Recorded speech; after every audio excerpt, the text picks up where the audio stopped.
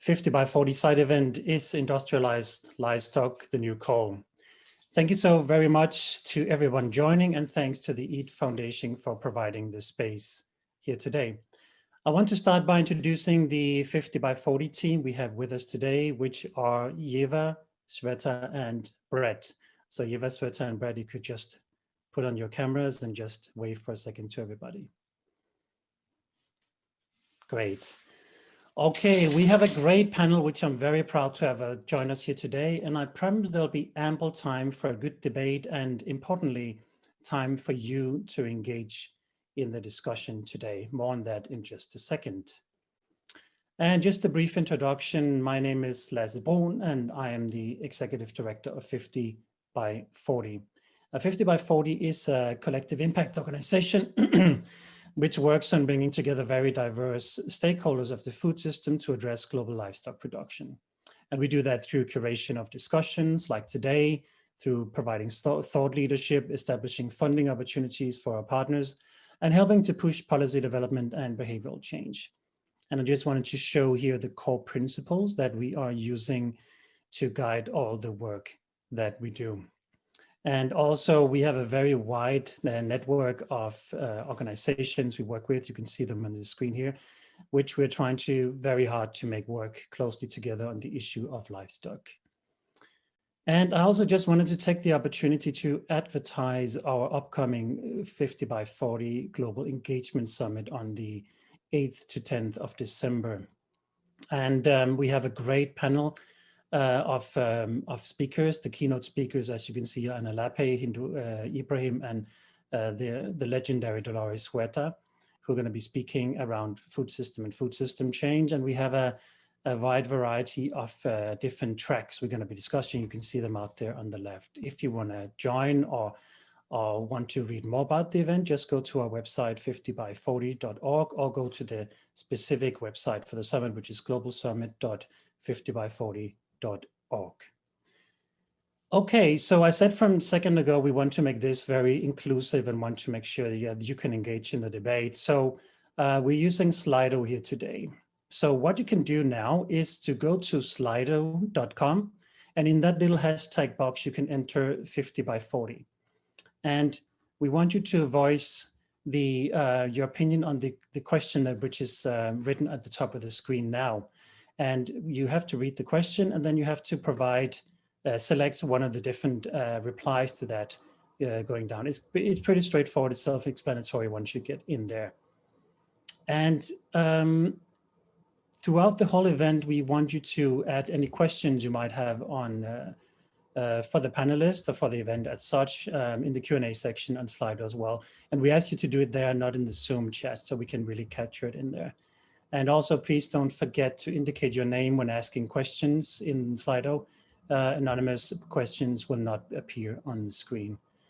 And we also invite you to, once questions start appearing, then to upvote them. The 3 questions that get the most votes will be presented to the panel later in the discussion after the different presentations. And also, I saw that the Twitter slide came up. Can we get that again? Yeah, so we're going to be live tweeting as well from this event. So please do inform your networks or start engaging right now on the live Twitter chats. The hashtags are 50 by 40, and you can tag 50 by 40 in the EAT forum, and the hashtag is just livestock transition. Okay, so I just wanted to kind of like set the scene a little bit today before we hand over to the panelists, just kind of like to frame what we're talking about. So as you know, the global food system is very fragile, and fixing the food system can address some of the biggest issues of our time, like climate change, nutrition deficiency, public health decline, social inequality, biodiversity loss, and so forth. And these issues are now more relevant than ever, and of course they have been exacerbated by COVID-19. So with the world standing on, you can say, on the brink of a global food crisis, we are likely to experience massive disruptions in the food supply chain. So therefore, it's important that we move towards a fair, healthy, and compassionate food system, and that necessitates creating resilience. And from our perspective, and which we're going to be discussed much more today, decreasing the production of consumption of livestock will free up enormous land masses, which can be used to grow food for direct human consumption, allow for reforesting, creating carbon sinks essentially, allow for more equitable global food distribution, and address nutrition deficiency and hunger in developing countries.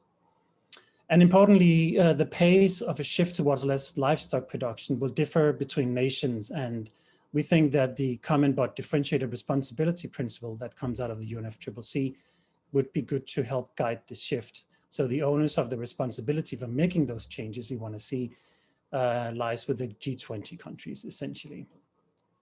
Okay.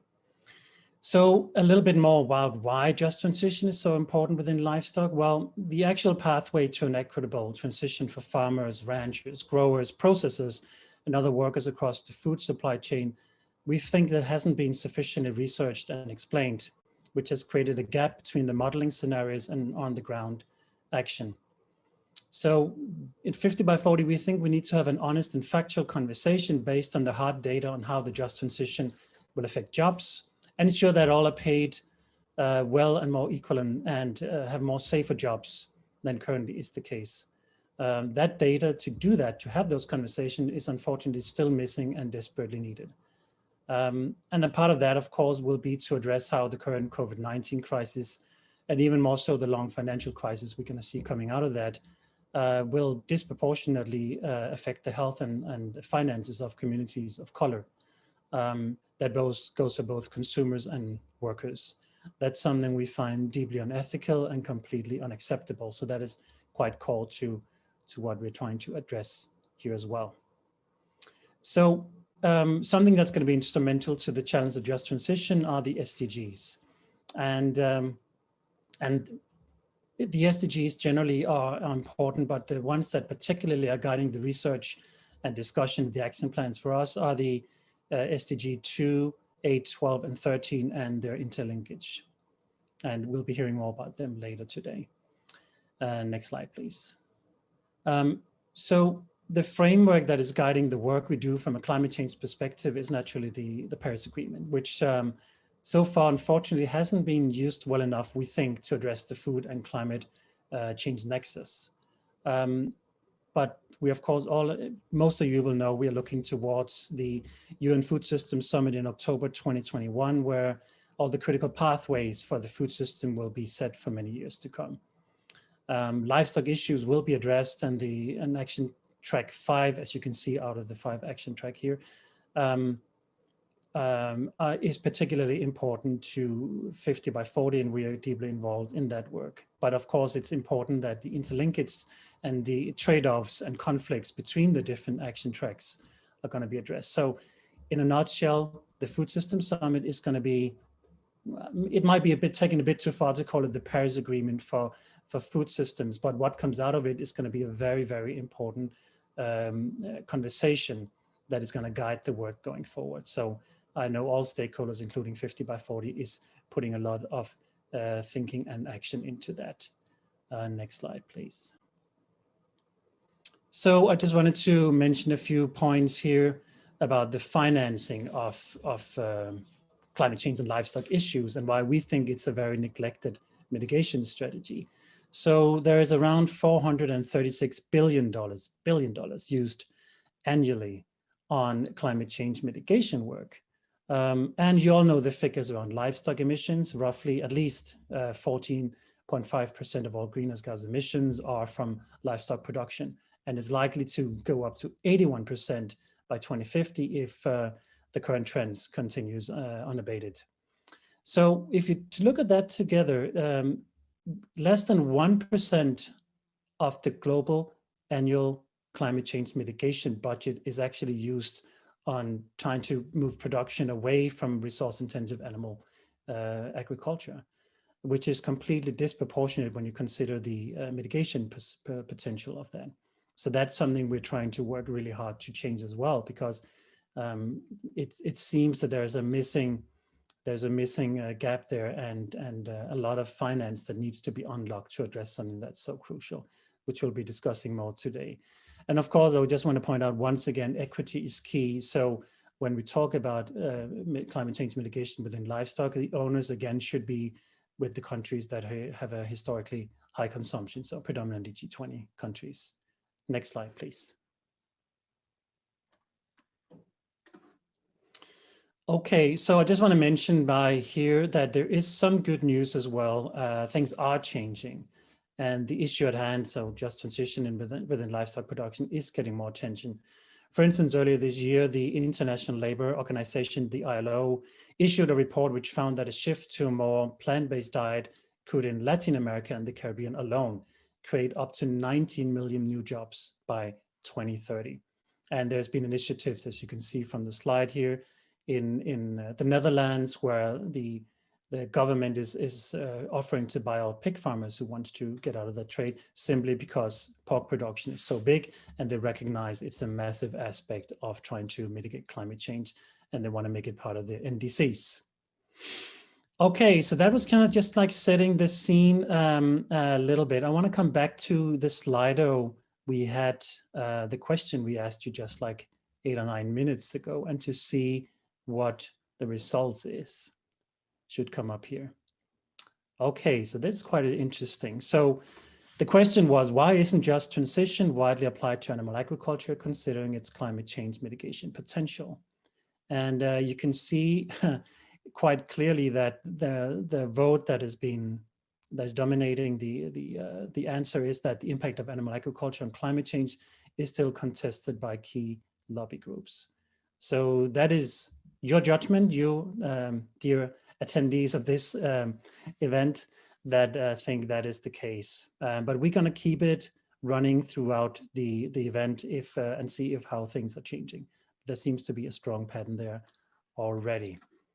Okay, now I want to finally get over to our great panel. And I'm very excited, as I mentioned, beginning to introduce these 6 amazing speakers here today. And each of them will have a very brief time, 5 minutes, to talk about their area of expertise.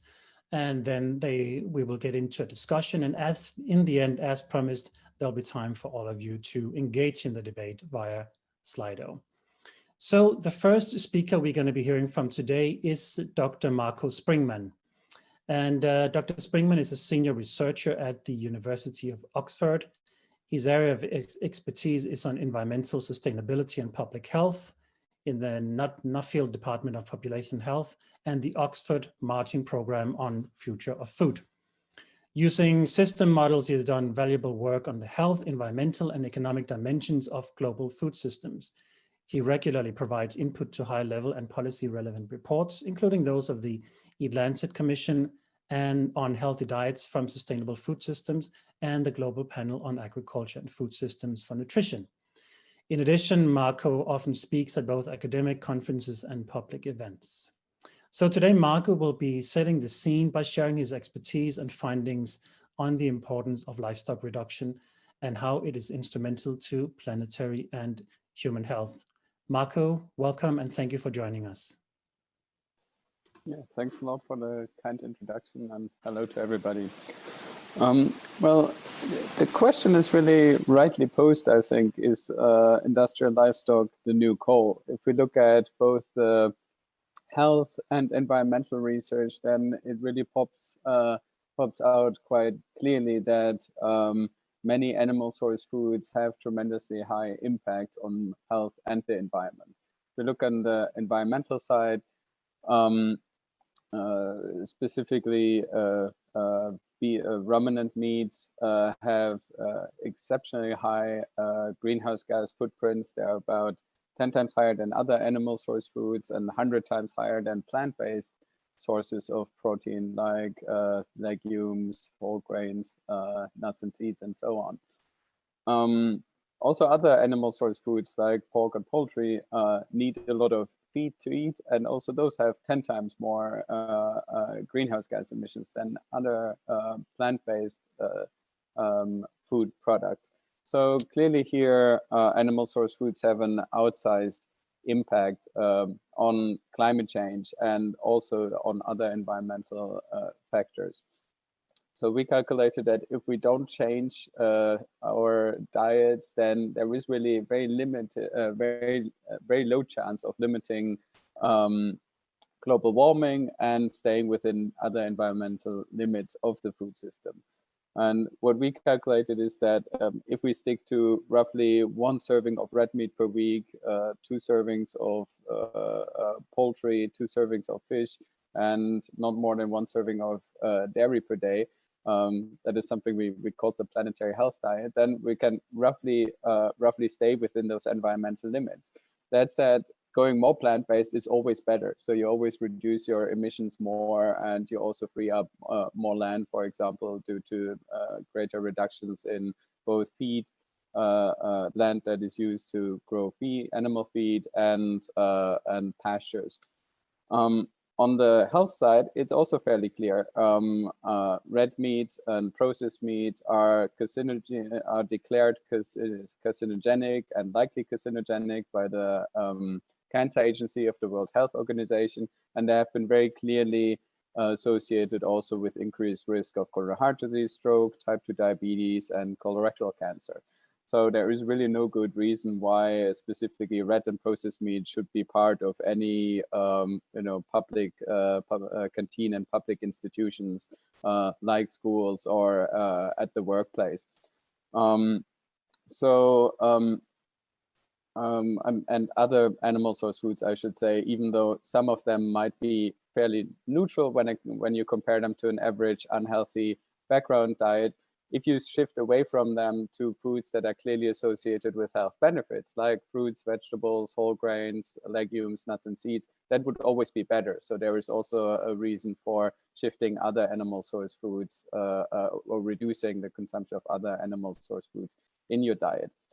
So clearly from those perspectives, the slogan of the session seems to ring true. Now, what can we really do about it, right? And if it's so clear we should change our diets, both for the environment and for health, how can we make sure that actually works? So the difference with coal at the moment is really that while coal is priced at least in some countries, for its climate impact, animal agriculture is really not. And I think since animal agriculture is such a huge source of greenhouse gas emissions, it's really reckless to leave out that side of the economy out of any targeted climate policy. So there really should be a price signal, a climate change related price signal on animal agriculture.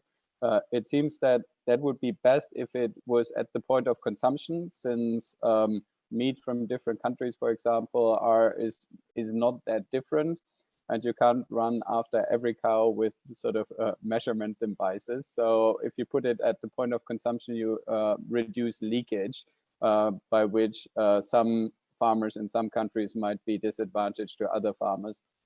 So that is maybe a difference to coal that is usually addressed at the source where it's produced.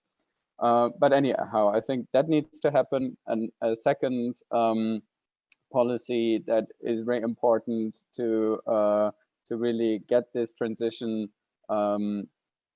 towards healthier okay, time's up. I just mentioned that from a reform of agricultural subsidies is also tremendously important, and here we're doing some work at the moment, and we find that if you actually properly account and restructure subsidies to support foods that are needed in a transition towards healthy and sustainable food systems, then that can not only be better for the environment and for health, but if you do it in a clever way, you actually also get economic benefits, and that is something to also keep in mind, because those might be needed in some respect to help farmers diversify their production and shift away from animal agriculture.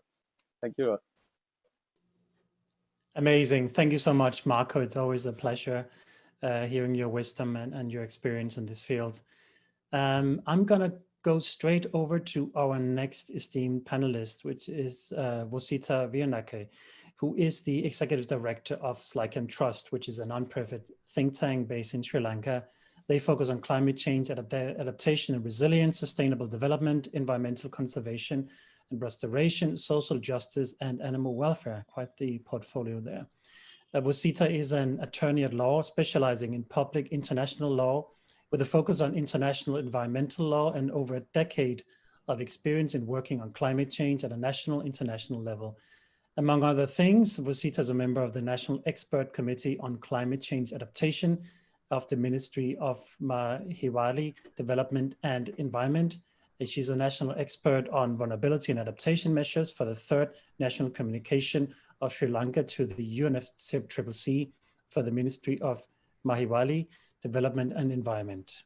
Today, Vosita will talk about the just transition in developing countries through the lens of risk management, smallholder farmers, capacity building for transition, and aspects of inclusion. Vosita, it's great to have you here. Thank you, Vasi. I see you ended up with the longer version of the bio. Sorry about that. Speaking on and building on what was mentioned by Dr. Springmann, I would focus on how climate impacts climate change is impacting the livestock sector and the communities working or whose livelihoods depend on the livestock sector. Some of the things that we work as like and trust, we work in Asia and Africa, we're based in Sri Lanka, and we focus on risk management as well as addressing climate impacts in the food sector through policy as well as ground level actions that we conduct as well as research work. So for risk management aspect, there are a lot of climate change impacts which impact the livestock and the food sector, and how do these things connect with just transition is something we study, and we work with farmers, youth, women who are impacted by climate change and disaster risk, and how to work around risk transfer mechanisms to address their needs. So looking at the developing country perspective, because that's where we mostly work in. So the first question comes in, do we need a just transition in the concept of what we're discussing in the energy sector for agriculture and livestock sector? That's the first question that we need to answer. And do we have industrial livestock in many countries? So for example, in the countries that we work in Africa, do we have industrial livestock, or is it their livelihood that is connected to the cultural aspect, the pastoral systems? So these things need to be considered so that we do not apply a system that is conceptualized in a sector that is different to the food sector, and we make wrong decisions in preventing people's rights to development. So that's something we need to think about when we're breaking policy measures. And there are certain things that we can do where the resilience aspect is focused, capacity building, skill development, awareness creation, and changes are made in a manner that is inclusive and participatory. So if we take the policy interventions at national as well as international level, UNFCCC has a wide range of options that are there now that the countries are taking into consideration, like the national adaptation plans, the nationally determined contributions, then some other initiatives that are new, like the Resilience Frontiers initiative that focuses on food systems, innovative and transformative food systems. So how can these be entry points for interventions where developing countries also find an interest to focus on just transition in the food systems? So if you look at LDCs, least developed countries, for example, or countries like, say, African countries like Niger, they have a huge dependency in the livelihood sector on pastoral systems. So there, if you go and say, okay,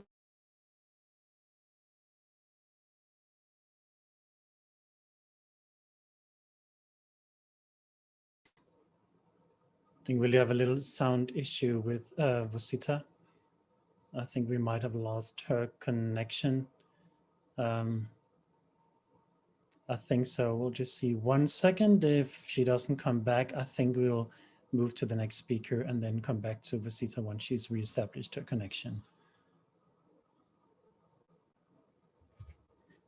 Yeah, I think we'll do that. So I will, Emily, are you good to go? Great, so I will just introduce Emily and then we will come back to Vosita after Emily. So Emily Hickson is another esteemed panelist, and very lucky to have her as a former colleague of mine. She's now the head of advocacy at the B Team, which is a global collective of business and civil society leaders creating new norms of corporate leadership. I'm sure most of you know it. We have Vosita back now. Vosita, is your connection good? Yes, sorry, I had a power problem. It just went no off worries. Sorry. Yeah, so do you want me to continue or did you start something else? Yes, please. I think Emily will put you on pause again if that's okay, and then we'll come back to you after Vosita. Yeah. Thank you. So sorry about that. I think I stopped in the context of how we could bring in the skills and also aspects related to adaptation plus just transition together in countries where it's relevant to address in a manner that's inclusive and participatory. So here the resilience building plays a key role, and capacity building of youth, as well as the shift of how we do not scale up the activities that are there at the moment. Most of the countries might not have industrial agriculture to target. So ensuring that this is not an option for development and ensuring that we focus on what is good for the climate would be something we need to focus on. And also how youth can be encouraged with skills to engage in the agriculture sector again, and also plans and policies that are taking into consideration sustainable development as well as targets that focus at localized level. So for example, we have the SDGs, but how does it apply? The targets apply at country level. So these could be options to ensure that just transition is focused on the livestock sector as well as the food sector at in developing countries, but in a manner that is localized. So we do not parachute a concept that doesn't really fit the country. And also I wanted to highlight the fact that if you're trying to build just transition in food systems, it's important to ensure that consumption patterns change. So this could be a starting point even in developing countries, so that the alternate systems of food production would be facilitated because of the demand being something different, and also focusing on the aspects of food security, because most of the policies in developing countries would use this as a reason as to why certain changes cannot happen in food systems. So addressing food security, or the fact that ensuring that food security is not hindered in the processes that are climate focused in the food systems is important when we are targeting just transition. So just transition in itself is not just about a country, I believe. In this context, it also applies that we take into consideration these elements, which are protecting the right to development, the participation, decision-making power of developing countries, as with the developed countries as well in question. With the last one that I want to bring in is, when we have impacts of climate change on food systems, we have a lot of people migrating or moving. So this also has an aspect of focus that we need to highlight, because in terms of moving people, the skills development, the capacity to pick another job and transition from what they're doing to another. So it could be poultry, farming, or anything else. But moving from one point to the other from their own cultural background, plus as well as where they're located from, could be something we need to consider in our policies, our processes in all countries, I believe, but especially in developing countries where vulnerable levels are higher than most of the countries in the developed world. So yeah, I'll stop at that and would be happy to take questions. And very sorry about the sudden disappearance thanks to power cuts. Thank you so much, Rosita. It was a very short interval, so that's absolutely great. And just in terms of questions, again, if you have questions for Rosita, please use Slido to put them in there, and we'll be addressing them later in this panel discussion. Thank you so much, Rosita. And we now move on to our next panelist, Emily. I was sort of in the path of introducing you. I'll just come back to that. So, as I mentioned, you're the head of advocacy at the B team, and you're an expert in galvanizing business leadership on climate in support of a just transition to a net zero economy. And at the B team, Emily leads the Just Transition program, which works to ensure decarbonization process, maximizes opportunities, and creates decent green jobs. Prior to the B team, Emily worked for Climate Action Network, where I had the pleasure of working with her, coordinating NGOs at the UN climate talks and for crisis action. And today, Emily will be sharing her insight on the key barriers and wins in shifting from fossil fuel-based economy to renewable energy, and how we might be able to apply that to the agriculture sector. Emily, it's great to have you. Thank you, Lasse. That's a grander introduction than I deserve, so thank you. So hello, everyone. I think I'm gonna, it's so fascinating to listen to the previous panelists. I think in my 5 minutes, I'm gonna take a slightly different angle. As Lasse introduced, I work for a kind of a business NGO. We work with big multinational companies. So I guess I'm gonna take the kind of big business view on this problem of a just transition in food systems. I'm gonna talk to you about how we have applied kind of just transition methodologies in the energy sector, and to kind of respond to the provocation of this panel's title, you know, is livestock the new coal? And then we're going to look at how, if any of those lessons can be applied in this sector. So through that, I hope, yeah, to kind of unpack a little bit. And of course, it's worth saying that big business here is not necessarily the most progressive player in this space, or may neither be the most important, given that the system is full of also smallholder farmers and workers in the food system. But I think we can explore that in the Q&A. So to start with what we've learned in the energy transition, I think where we have focused the most as we the B team, but also I think the sector in general, has been on the workforce transition. And that comes in two components, both the transition of jobs as we start to decarbonize that sector, and then the provision of decent new green jobs. So to take the first part, the transition, I think there's 3 steps that we've learned that we need to take businesses through in order to have a fair transition. So the first step is social dialogue with workers, between employers and workers, on a decarbonisation plan. So this takes that a company is, you know, taking the steps out to set a vision of its decarbonisation. So there's already a kind of progressive element in that. But then through that dialogue is when the roadmap really gets set out. And that's really important in order to achieve a just transition, because that builds worker support, community support, and societal support for the transition. And that is a really important lesson in the energy transition at large. We must have societal support for a transition. And where we've lacked that, we really lack the license to operate and to decarbonise at all. So the second step after you've done that dialogue is obviously engagement and planning with the workforce to ensure that workers maximise their opportunities, and we also mitigate negative impacts on workers and communities as those changes happen, as new divisions get phased out, as, you know, reskilling plans have to occur, who wins, who loses. But if you can do that through dialogue, you build the trust. And then the third stage is obviously the enactment of that. And so to give you an example of where we've seen those three kind of stages come together is the Italian utility Enel. So they made a plan to shut down 13 gigawatts of thermal coal. And they did that plan through a dialogue with their workforce, which then identified where retraining opportunities, redeployment opportunities needed to occur. So we have a framework that we can apply in other sectors. Is it perfect? Is every business doing it? Absolutely not.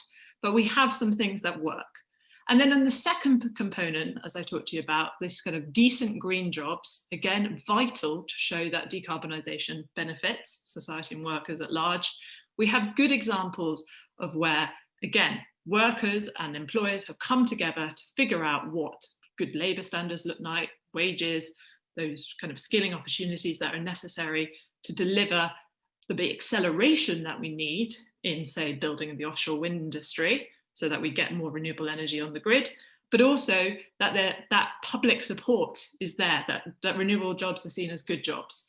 So, and we've seen good examples of that just in the last few weeks with new tenders being signed between unions and business about renewable energy jobs in the US. So how do we apply those lessons to this sector? So I think there's a few ways that we can do that. Those steps can be applied in big agribusiness, if big agribusiness is on board, I hear you say. So, but we can support workers through those changes. We can work with communities on those changes too. I think we need to think really about the place-based options. So if a company is committed to moving out livestock, and that means that there are changes to jobs, how are we attracting new industries and jobs into those areas and benefits for the community? And I think that's about working with communities, but also working with local government. So they're another stakeholder in this dialogue. And then how do we build the pressure for this, you know, if they're not on board? And I think there's a couple of other ways big business can do this, and we can move more in the questions because I'll run out of time. But I think there's a role for big businesses like I work with, Unilever, Danone, to be working with their suppliers over time, to be kind of signaling that this transition needs to happen and supporting those suppliers through that transition. And I think we can explore ways that where that has worked and where that hasn't worked in the past and delivered good, just results. And I think we need more signals from big business that this is a demand issue We need businesses across the board putting pressure on McDonald's or putting pressure on, whoever it be in agribusiness to make this. We have that in RE100, we have that on EVs, we have that demand signal to the market, and I think we need that in this sector too. I'll leave you there. Excellent, thank you so much, Emily. And I have 1,000 questions. We could do a whole session only on learning from the energy sector, and I'm sure there are lots of questions coming up in slide as well. Thank you so much. I will move over to the next speaker, which is Karina Millstone. And Karina Millstone is another esteemed panelist today. She's the Executive Director at Feedback Global, which is a London-based environmental campaign group aiming to regenerate nature through food system transformation. Her career began in the business world, working on sustainability as a sustainability consultant for environmental resources management, before she realized our planetary ecological crisis would not be solved in the corporate boardrooms in which it was created. Interesting, given what we were just talking about now. She has since worked with several systems change campaigning and movement building organizations, including Change Markets in the UK and New Economy Coalition in the US. Karina's also published a book called Frugal Value, Designing Businesses for a Crowded Planet, which provides a blueprint for organizations in an ecologically viable system of production and consumption. Also another fabulous introduction and background here. So today, Karina is going to introduce us to the civil society response to industrialized livestock, and also following from Emily, speak about what we can learn from the fossil fuel or the coal activism, and also share a little bit on her reflections on divestment campaigning. Welcome to you, Karina. Super, thank you very much, Lasse, for the introduction. So I'm going to quickly aim to answer the question that was asked of me. Is it the new coal? So yes, it is. Then go to no, of course it isn't. And then finally talk a bit about, regardless of whether it's the new coal or not, what can we learn from coal to think about livestock reduction. So just to begin with, so is big livestock, the livestock industry, the new coal? Well, actually, there really are some remarkable similarities between coal and industrial meat and dairy. Obviously, first and foremost, in terms of our understanding of the impact on climate change. So it's interesting to see the results of the Slido poll, where clearly that's not as understood as I like to think it is. But I think we're starting to realize that coal and meat are really a key barrier to meeting any of our climate change targets. Quite recently, the EU, said that 80% of the EU's agricultural climate emissions are due to livestock and these industrial livestock systems. So we can really think of industrial meat as the most energy-intensive way to produce protein, in the same way as coal is, of course, the most polluting and climate-destroying type of fossil fuel. So reason one, climate, very similar, the analogy. A second really key similarity, I think, is that they're both place-based extractive industries. And I think this is really important, that we know that coal is an extractive industry, but we really need to understand industrial meat and dairy as a land-based extractive industry itself. It's extracting from the soil in terms of to create animal feed. Soils are being depleted to create animal feeds, and really this is a process, like for coal, that is linear and non-renewable. Soils cannot be replenished on a human timescale. So it's not just a question of kind of quantified emission. These are industries that are really leaving a scar on the landscape. And being land-based industries, they ultimately have profound human rights impacts across the board on the custodians of the land, especially indigenous communities. And we know about this in terms of cattle ranchers in South America, historically the colonization of lands in North America. And again, to this day, just in the last few weeks, Rio Tinto merrily destroying Aboriginal sacred sites in Australia. So this kind of scarring and violation of the land is really, really quite crucial to both these industries. Third point of similarity, they're ubiquitous. They're really foundational to industrial society. Obviously, coal was foundational to the Industrial Revolution in the first place. But I think it's really important to understand meat, industrial meat and dairy as an industry, which it really is. my colleague Daniel drew my attention to the fact that Smithfields, the US-based pork giant, has over 1,000 products in its product line. And this is really interesting. There's, porcine particles are present throughout industrial processes. So it's not just pork that's being created, but also, medical equipments and industrial equipments and glues and so on. So they're really industries that are very present all around us. Even if many people couldn't name them, they're not consumer facing, so we would struggle to name them. And I think in that sense, the kind of shadowy, destructive industry in our midst is a key point of similarity. Rushing ahead, I think there's a few really important differences, which I think we don't want to overdo the analogy. First of all, really the scope for individual action. What's really empowering in terms of working in meat is that consumers can do something. It can be a demand side change. If you live in a country where coal is the main supplier to your energy grid, you would struggle to go off grid and not use coal. However, as a consumer or as a citizen, you can readily move towards a plant-based diet. There can be a demand-led transition, I think, more readily than in the energy sector. And also crucially, I think, unlike coal, unlike fossil fuels, meat and dairy is not a foundational sector to the economy. So our difficulties in the transition in coal reflected the fact that, ceasing the use of fossil fuels would have immense ramifications around society, whereas the transition away from livestock feels more manageable. It's a discrete, non-foundational sector. I have 20 seconds left. So regardless of whether coal whether coal and meat are the same kind of industry or not, I would argue there's just a lot of traction for civil society to position explicitly and loudly coal, meat as being the new coal in our campaigning. So why is that? Well, essentially the climate change impact of meat is slowly going up into the agenda. As we know, there's limited scope for decarbonisation for industrial meat and dairy. There's no low carbon version of the industry. And since there is this really broad political consensus and legal mandate now for action on climate, positioning the industrial meat and dairy industry within the climate justice debates, within those civil society asks, and crucially, within the existing international commitments and legal frameworks, such as the national net zero legislation or the Paris Agreement, could result in significant and speedy mainstream traction on this transition. So just to wrap up, whatever the difference is between the two industries, I think it's really imperative that we learn from fossil fuel campaigners and who've been really instrumental at mainstreaming the notion of a just transition in energy and apply their techniques to fossil fuels. And that's what we've been doing at Feedback through work on divestment, delegitimizing, defunding, positioning big meat as akin to big oil with some success, which I look forward to telling you about later. Thank you. Amazing. Thank you so much, Karina. Really, really interesting.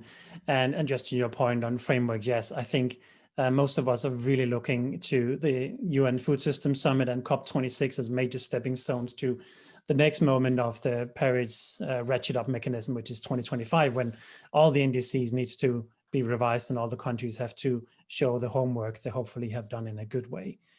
Now moving over to the next speaker, which is Mr. Rashmeet Arora. And Rashmeet is an agricultural economist at the Transformation Project. Transformation, not formation, of course. Rashmeet aims to combine his expertise in economics and data science with his passion for environmental and animal advocacy to steer our society towards a more sustainable future. At the moment, Rashmeet is managing the Farm Transformation Project, which supports farmers in transitioning out of animal agriculture and into growing crops used for plant-based products. So very excitingly, today Rashmeet will introduce us to an exemplary case of just transition in action by explaining how does the Farm Transformation Project actually help farmers practically to transition to a better food system, and why do farmers seek to transition in the first place? Rashmeet, it's great to have you with us. Thank you for having me. Hi, everyone. Just as a warning, I'm in a pretty remote part of the country, and so there might be some technical issues. And if that happens, I do have my phone signed in.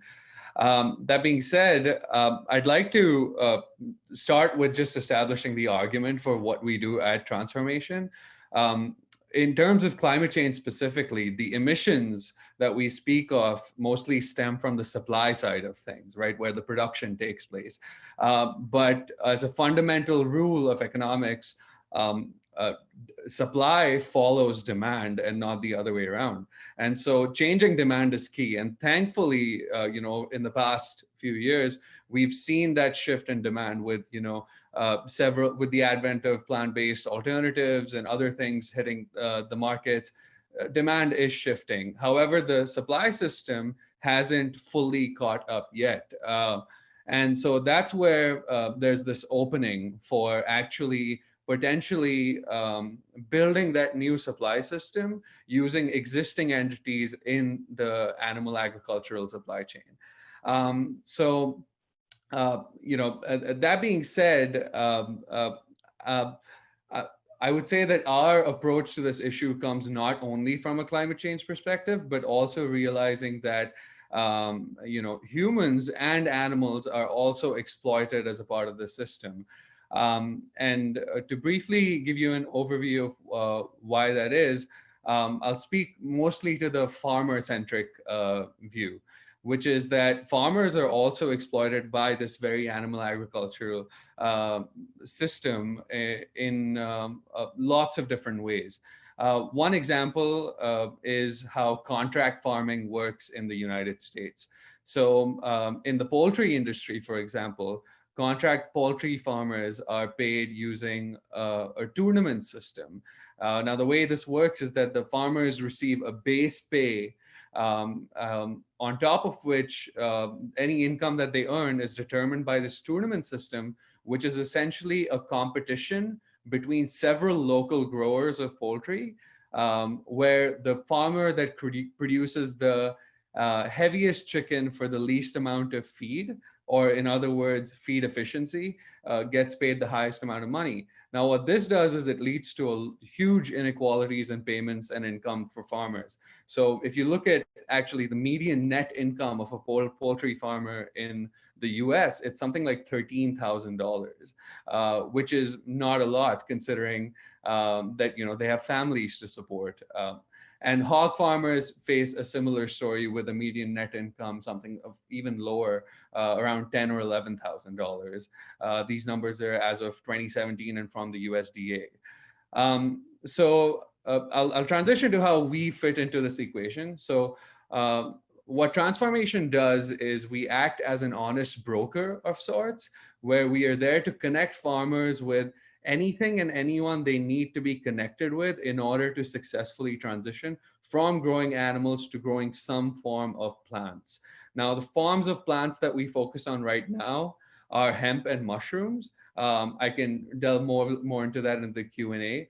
But we primarily work with CAFO operators. So CAFO is a concentrated animal feeding operation. These our farmers were growing anywhere between 500,000 to 2 million birds a year. So now that I say birds, we're primarily working with chicken farmers and hog farmers. So we're working with, okay, I have 1 minute left. We're working with 5 farmers right now across the US. And they're all in different stages of their transition. And how we facilitate these transitions is basically when a farmer reaches out to us, we first connect them with experts in the fields of these crops. So a hemp expert or a mushroom expert will speak with them, provide them a free consultation, give them an idea of how these forms of farming work. In the next stage, we help them source whatever funding that they might need in order to enable these transitions. We don't fund the transitions ourselves, but we will help them apply for grants and look for government funding or apply for loans.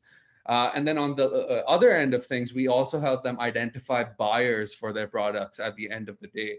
So this includes things such as establishing a certification program, which is going to be called the Transformation Certification Program, which we will launch in a few weeks. Yeah, I'll wrap it up there, and I'm sure there's a lot more to talk about that we can get to in the Q&A. Thank you.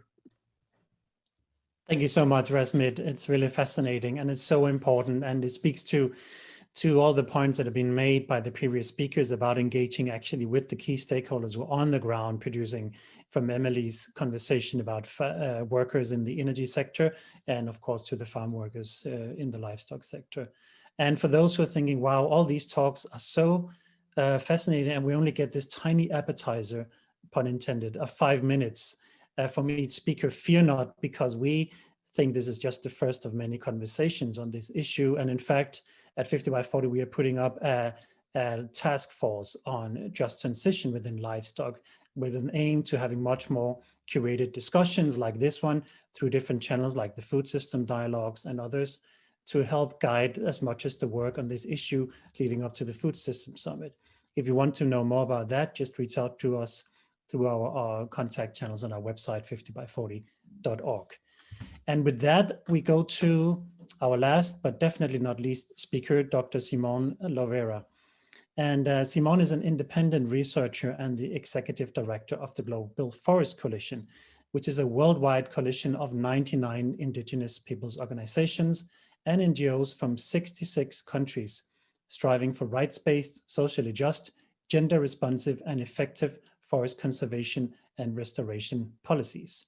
Simone has a PhD in international environmental governance and over 30 years of experience in international environmental policy and law. And today, Simone will share her knowledge and experience on engaging smallholder farmers in the just transition and working generally with indigenous and forest communities. Simone, it's great to have you here. Thank you very much, Lasse. I hope I can be understood well. I'll try to share my screen for the presentation and put it on. I think that works. Okay, looks good. Perfect. And I should apologize in advance. We are suffering from an extreme heat, a climate extremity here in Paraguay, and then sometimes the electricity gets cut off and my Wi-Fi. If that is the case, I do have my telephone at hand, so I hope to be able to reconnect very quick in that situation. I'll try to keep it short. I know we are pressed for time. I do want to set something of the context here in Paraguay, the country where I'm based. It's probably one of the countries that is most affected by unsustainable livestock production. On the one hand, the big photo you see here is the Gran Chaco. It's where at this moment, it's one of the most deforested, rapidly deforested areas in the world. Up to 250,000 hectares per year are being lost. Actually, this area which you see here was still forest about 20 years ago. It was also a forest in which uncontacted peoples lived. It was so remote and so vast, this forest expansion, that you still had people living in voluntary isolation. As you can imagine, this situation is really desperate for them insofar that if they would get in contact with other people, 90% tends to die within a week of common diseases. So what is happening here is a potential genocide, but also a cultural genocide. Their whole culture and their whole subsistence is at threat by this pattern of deforestation. And this is on top of the many other aspects that are already mentioned. For the interest of time, I will not repeat them. There's one aspect, however, that is very often not mentioned. This area, if left untouched, would probably regrow back into a forest within some 50 years. I must say this is quite a vulnerable ecosystem.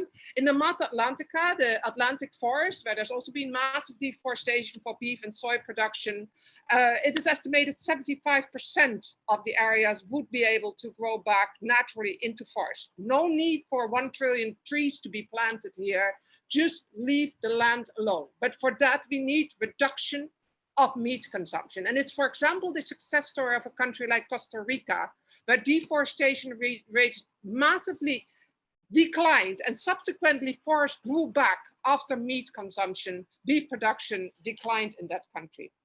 On the other side, you find the impacts of soy, large-scale soy production. That mainly happens still in the eastern half of the country, which is the most populated part of the country.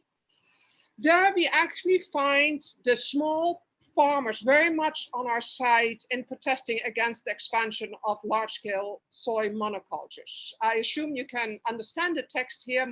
Soy monocultures mean death.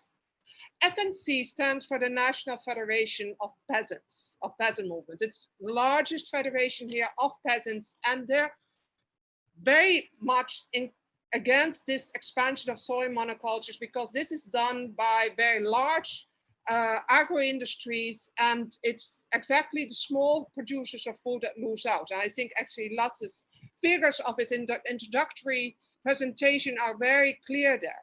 One, of course, big problem with this soy expansion is the lack of land reform, the fact that the small food producers are actually losing their land. The other big impact is the impact of agrochemicals on the health of rural communities. And this particularly impacts on women. There's massive occasions of birth defects and, for example, breast cancer around the soy fields, because it's primarily a genetically modified type of soy, Roundup Ready, that's genetically modified to be resistant to some of the most poisonous agrochemicals in the world. The sad thing of all of this is that this is actively supported by governments.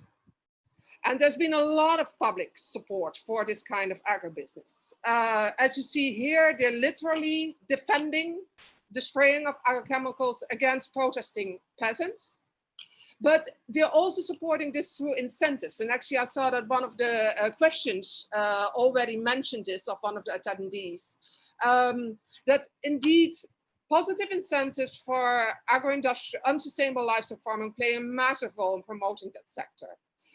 There's also not just subsidies, but also all kinds of regulatory incentives. In Paraguay, one of the big problems is that there's a very low real estate tax, for example.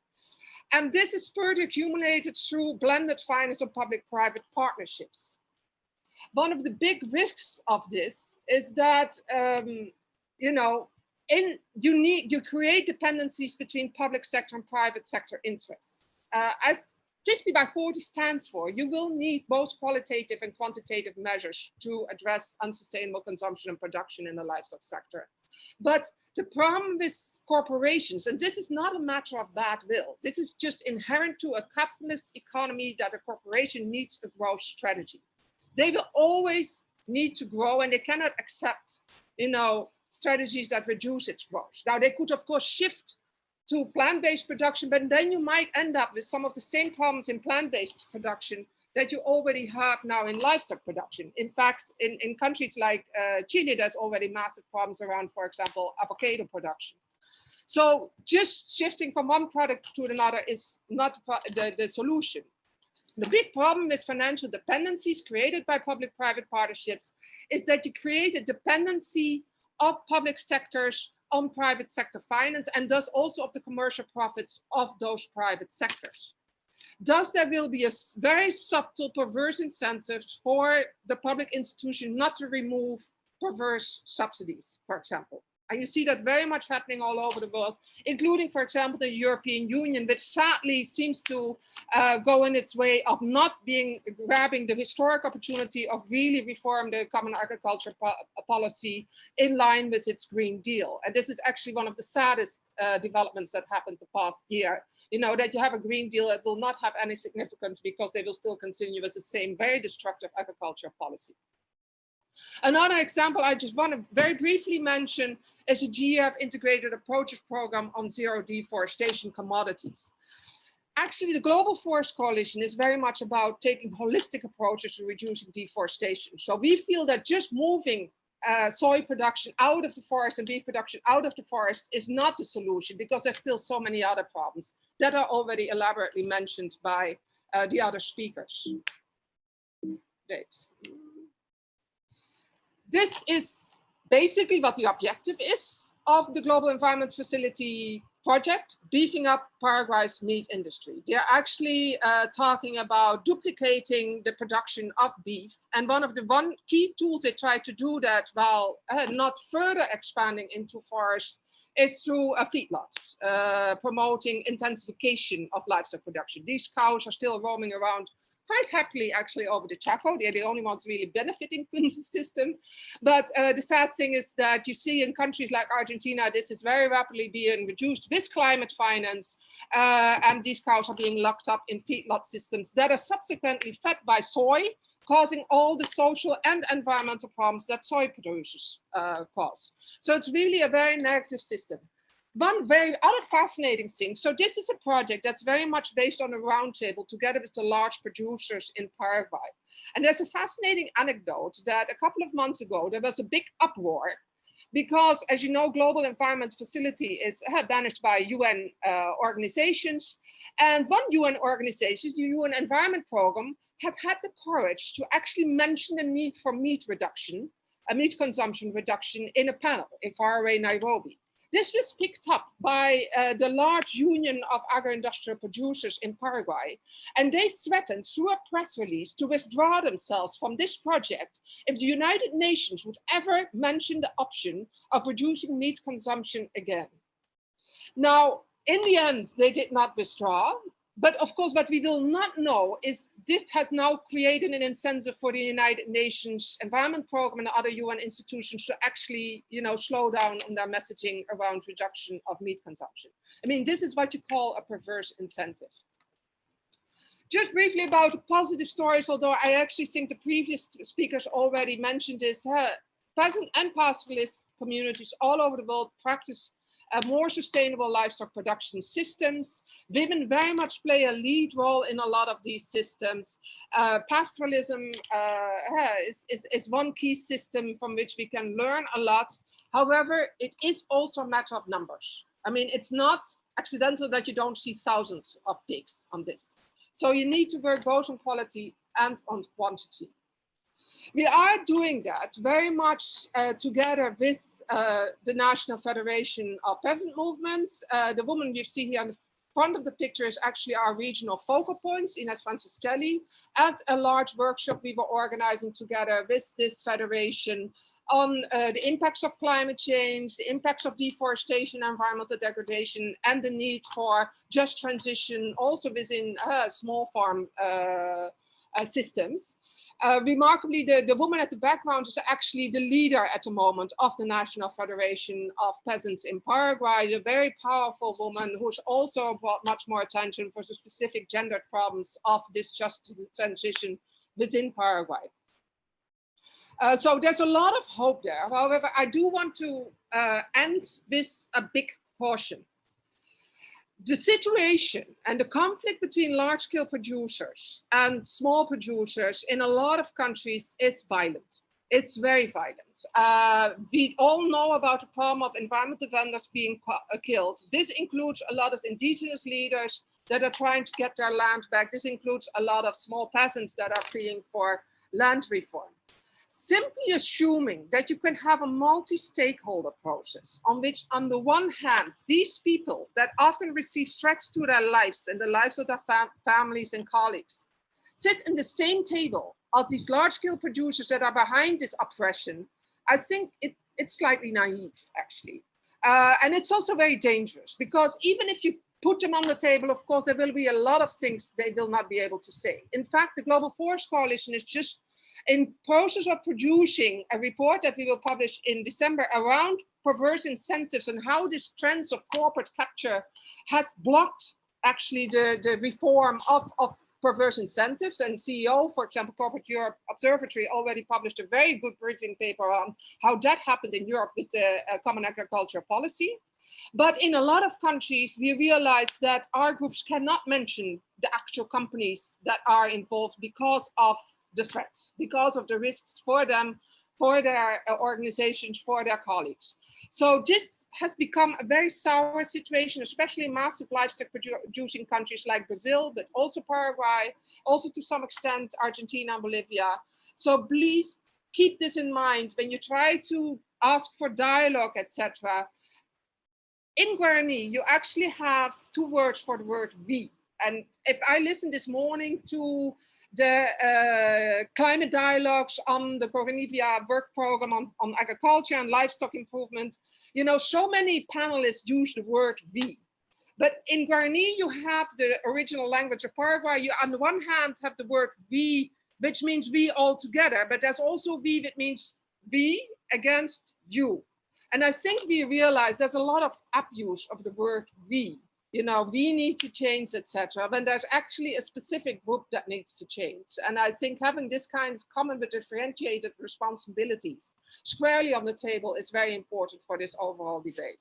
I'll leave it at that because of the interest of time, but I'll definitely be happy to ask more questions about it. Let's end with a very happy cow in a forest.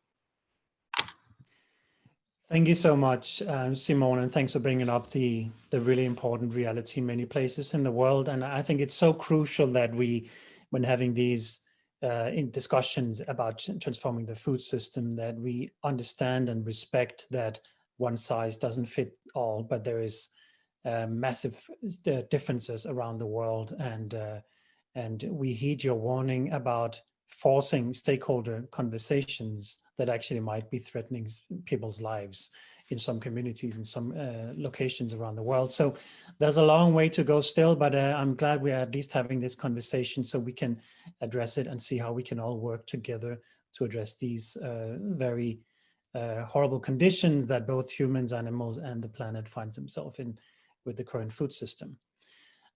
With that, we are now done with the panel the panel introductions, and I invite all the panelists to put on their camera as we venture into more of a discussion and a Q&A session.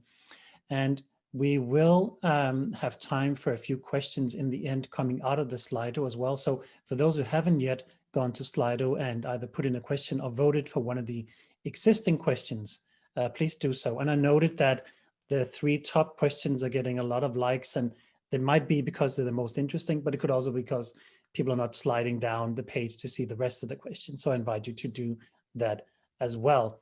So now a few questions for the panelists, and then soon we will come back to the Slido questions as well.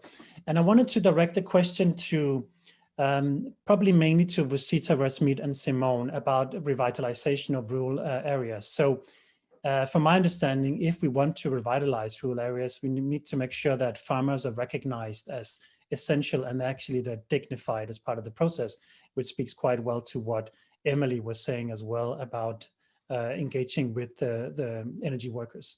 So in order to do that, to recognize them as essential, to dignify them and revitalize rural areas, how do we change policies to be more context specific and recognizing the need of vulnerable and very different communities? So maybe we could start with Rosita sharing a few thoughts on that. Thank you, Lasse. So when you say revitalizing, the first question I get to my mind is, what does that mean exactly? Because it could mean different things.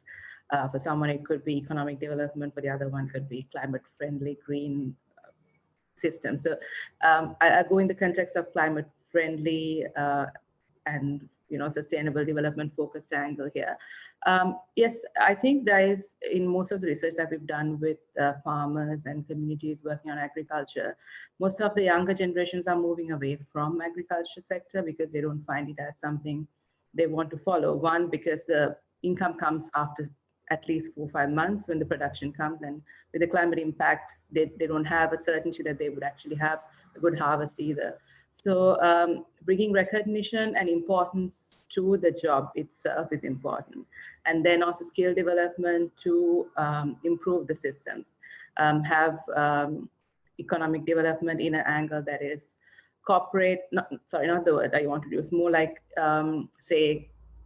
I would say company, small, medium developments that are there for farmers to build with a supply chain, not just have a raw product.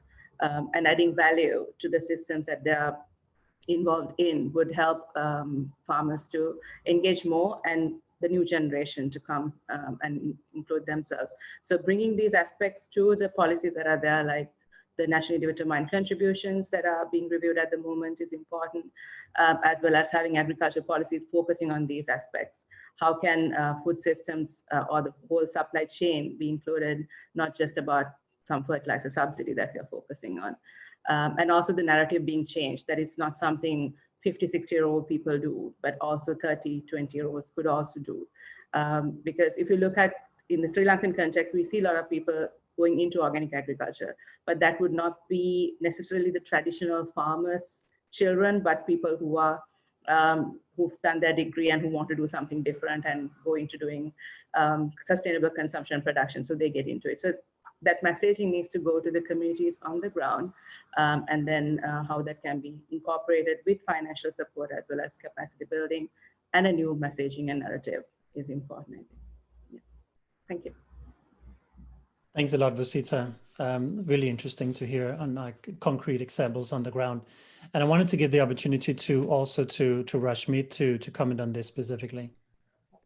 Yeah, I'd like to start by saying that rural America is very different from rural India or rural Sri Lanka.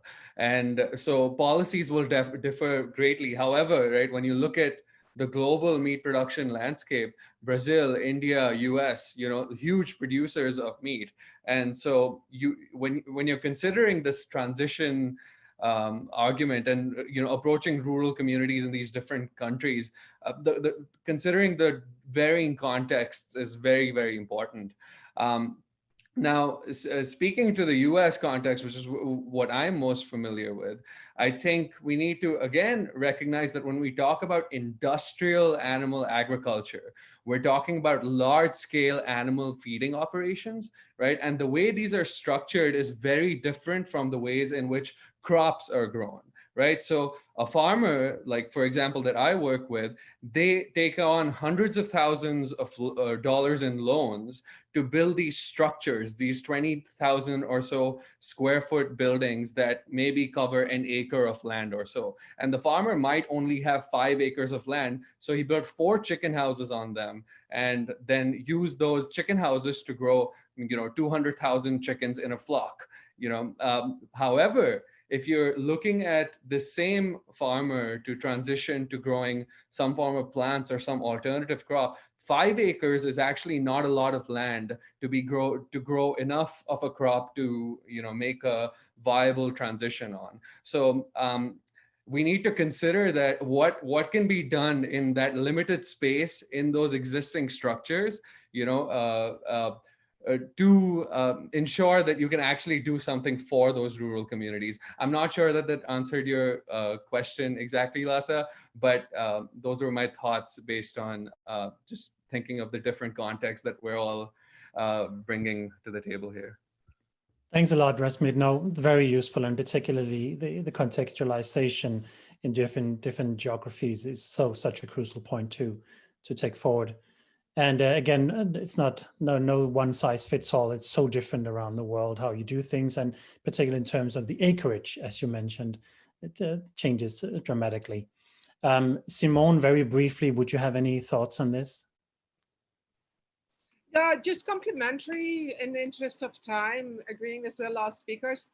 So the whole issue about incentivizing, the wrong kind of system is very crucial here as well. And there is, of course, far too little support for a just transition. And that is because of the corporate capture, not just of national policies, but also very much of climate finance mechanisms, of the UNFCCC debate. I mean, if you listen to that, you really realize that a lot of governments are just representing the interest of large-scale agro-industrial, the large-scale agro-industrial sector, and not so much the interest of the small-scale producers. To try to address those links between big corporations and also the climate finance mechanism is difficult, but I think it's something the environmental movements, the sustainable development movements should much more focus on. Great, amazing. Thank you so much, Simone. I now want to move over to the Slido questions. We have around 10 minutes before we have to start wrapping up, and I want to make sure that the attendees get a chance to engage through Slido in the conversation. So yes, so as you can see on the screen here, the questions that has the highest votes are now on the screen. And I wanted to start with the question number 2 about investment banks. So the question is, investment firms and banks invest billions in animal protein every year. How can they be persuaded to divest most effectively and by which party? That's a question coming from Dan. Thanks for that, Dan. And I want to start by asking Emily if she has any thoughts on that. Yes, a couple of thoughts, but many ways. So I guess my reaction to this question is to frame the the transition that needs to be made in terms of financial risk and opportunity to these stakeholders would be one of the first ways to do it. So we need to make, as lots of speakers have talked through today, those financial implications of livestock and the contribution that they're making to climate change very, very clear. And we can use existing mechanisms to do that. So, for example, the Task Force on Climate-Related Financial Disclosures is a way where investment firms and banks should be able to see the risk that they're exposed to by putting their money into animal protein each year. So there are mechanisms available. And of course, lots of investment firms and banks have made commitments to net zero portfolios. And this will have to be a massive lever in those strategies. But I agree with your thesis that this is a fairly ignored area right now, and a lot of effort has been put into the energy sector. So I think it's those things. I think, as people have brought up, it's around subsidies. It's the point that was made right at the beginning around there is no effective carbon price in this industry. And all of those things would open up investment firms to the financial risk they're exposing themselves into. And by which parties? So of course, there's a role of big business in the ways that I spoke to before about making that demand signal. There's also the roles of the whole community, building up the kind of movement that sat behind fossil fuel divestment. We can also try that here, although I think it is different.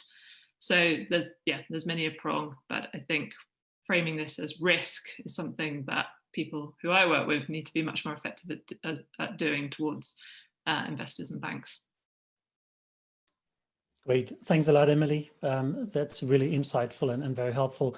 And maybe I wanted to come to Karina now and ask her about the same question, as Feedback is doing a co-campaign with other organizations specifically on divestment. Yes, thanks, Lasse. I was itching to come in there. So thank you. Yes, so just in terms of numbers, so people are just aware. So our research, there's 478 billion worth of dollars that have been lent or invested in the industry in the last 5 years, in the top 35 biggest meat and dairy corporations. And just to let you know, we've analysed all these financial flows and made them publicly available on our website. So anyone who wants to see what these financial flows are, please have a look to use in your campaigning or however else you might want to use it. So how can they be persuaded to divest most effectively? I think I disagree with Emily to a certain extent in terms of framing it in terms of financial risk. I think we're at a stage, that the climate, we understand it goes beyond being a financial risk, but a moral imperative and a legal imperative. So I think we're much a stronger avenue, certainly for civil society groups, is framing it as a moral issue on a par with the fossil fuel movement. I do think there's a lot to be said for using existing mechanisms. So, for example, the likes of Barclays and HSBC have net zero targets by 2050. They also have deforestation commitments. At the moment, we haven't seen much motion, around those issues.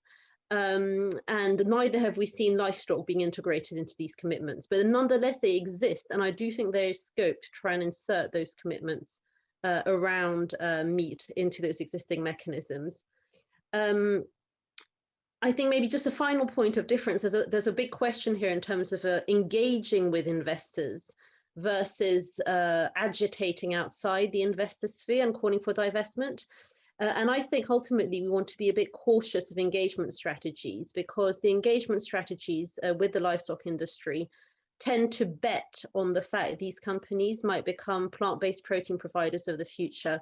And I think Simone earlier, highlighted the risks of this happening. So I ultimately think the ask for finance has to be, these are corporations that are incompatible with your own net zero target, your own deforestation targets, and therefore the strategy ought to be a phase out and ultimately debt denial and divestment.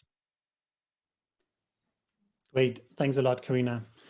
I want to come over to one question for Dr. Marco Springmann, and then we will have to start going towards wrapping up, in which we will be addressing the top question from Sebastian in the wrap up. But first, I want to come down to the question from Inge van der Horst, who's asking, how does animal agriculture fit into regenerative agriculture model as a way to address climate change while providing adequate quantities of protein? Marco, would you care to give us 1 minute on this? Sure. Yeah, this question comes up often, especially in the States, where there seems to be a strong lobby group trying to portray animal agriculture as sort of beneficial for soils and the climate. There have been a couple of studies that looked at soil carbon sequestration with the aid of basically ruminants. And there seems to be a little bit going on, but the potential is vastly overstated. So most of the soil carbon that is built up when you have a ruminant on the field saturates very fast. So you have a buildup over a year of a little bit, and then it doesn't build up so much anymore. And then it's the question of that might also be released to some degree again. And of course, is counteracted by the direct methane emissions and by the feed-related emissions. So the overall calculation on the greenhouse gas budget, even if you factor in this soil carbon sequestration, that is always one of the pillars of regenerative agriculture, at least as it's portrayed, doesn't really hold water in that sense. So what makes much more sense if talking about carbon sequestration is really having no animals on the land and no crops on the land either, but reforesting. And there have been lots of interesting studies recently that looked at the carbon sequestration potential of foresting and rewilding. Great, thanks a lot, Marco. Always appreciate your insights and expertise. Okay, folks, we are now 6 minutes to the close, and I want to ask each one of you to just give me 45 seconds, and really only 45 seconds, in which you address the top question, which is posed by Sebastian, which is red meat production and consumption is in many countries of huge sociocultural value, e.g. family barbecues in Argentina. How to start a cultural transformation? So I would ask each one of you to reflect on that for 45 seconds. And if you can fit any other comments, closing remarks in, please do so.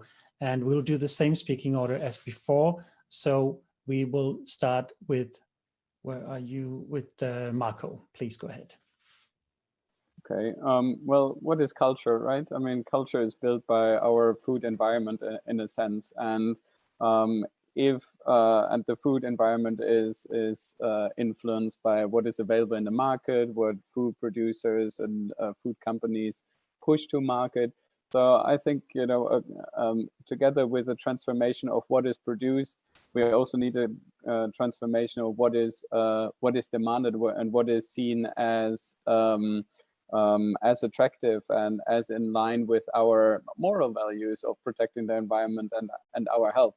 So those family barbecues, people didn't know that is so environmentally destructive and so bad for your health when they started those. So by communicating that and engaging in the discussion, I hope step by step we can get into a culture that really is focused more on diets that are beneficial both for those families and for the planet on which they have those barbecues. Great, thanks a lot, Marco. Rosita, maybe 30 seconds. Yes, I mean, it's not cultural for us to think of red meat as something that we would bring the community together, because it might be cultural that not consuming red meat is the way that we are trained to grow in certain Asian cultures, I suppose. But I feel like what we are looking at is changing the narrative and then having alternate options that could replace what is the cultural element, which is not red meat based, to address the question as, you know, that is placed there. So that what is the gathering of the community could be still there without having red meat involved, I suppose. But I guess it's all about the narrative plus having options to sustain what is culturally there for human connection, if we are focusing in this barbecue angle, and also making sure that awareness is there, and that we can all have choices and not to be restricted by certain things that people would not want to take up some healthy option. Yeah. Thanks a lot, Bosita. Emily, 30 seconds, please. Yeah, so very quickly, I mean, I agree with Rosita on narrative. I guess to build on what Marco was saying, I think there, amongst other factors, there's a role for regulation in terms of nudging different behavior changes. So here in the UK, we've seen examples of that on reducing sugar. And so that could play a role, but it wouldn't change everything. I think there's a role for responsible business as well to do those things without regulation, to start making behavior changes and in their product offerings as well. So that's one thing. Thanks a lot, Emily. Karina, 30 seconds. What everyone else has said, but in addition, a kind of a positive note that I think that this kind of change can happen very quickly and in unexpected ways. I think certainly in the UK, plant-based diets have taken off a lot. All of a sudden, they're portrayed as the healthy, the masculine option, and it's a real change in narrative. So I think these things can happen quickly. I can imagine a world where eating meat becomes like wearing fur, something that's not illegal to do, but that most people would rather not be associated with because they simply don't need it and it's not aligned with their values. So I'm reasonably hopeful that this can happen quickly and in unexpected ways. Thanks a lot, Karina. And Rashmit? Yeah, I'd like to just build on what Karina said, is that I think we can learn a lot from marketing in this regard, right? I mean, if you look at like a company that's just starting up, for example, if it's a plant-based company, it's going to target like vegans or like people who are already not ideologically or culturally attached to the product that you're trying to steer them away from. And so when it comes to production, I think the same thing needs to happen, that we target countries where the production is not as culturally tied as it would be in other contexts, or where the stakeholders already have other reasons to steer away from that kind of production, such as the exploitation of farmers in America. Yeah. Thanks a lot, Rashmit. And Simone, just 10 seconds if you can, please. As a Paraguayan, almost vegan, I sympathize with the question. It is a challenge, but it's also expanded. Normally, the family barbecue would be something once every month, etc. Now it's happening sometimes more times a week, and it's killing people. It's very, very bad in terms of obesity. It's associated with cancer, a lot of burnt meat. And that realization is starting to grow, that overconsumption of meat and dairy is definitely bad for your health. And you see that very much in the urban circles. And the good news, of course, is that it's very much in the urban circles in South America where the overconsumption happens. Just my last 2 second remark more about, to come back to the theme of the overall thing. I think one thing we could learn from the coal movement is that it was an anti-coal movement. And there was very little engagement with coal companies. I think there's been very few of any big organizations that actually promoted clean coal. And I think that's a very good lesson we can learn also from the livestock sector. Thank you so much, Simone. Well, that brings us to the close of this event. Thank you so much for everybody who tuned in today to follow this discussion. And this has been recorded and will be available at the Eat at Home website and also 50by40's website. A massive thanks to all the esteemed panelists and speakers today. It was a pleasure having you here. Thank you so much for providing your time. And special thanks to the 50by40 team who made this happen, particularly Yeva, who's been behind all the spinning the wheels behind the scene. And that brings us to the close. So take care, everybody. Stay safe and stay tuned. We'll be in touch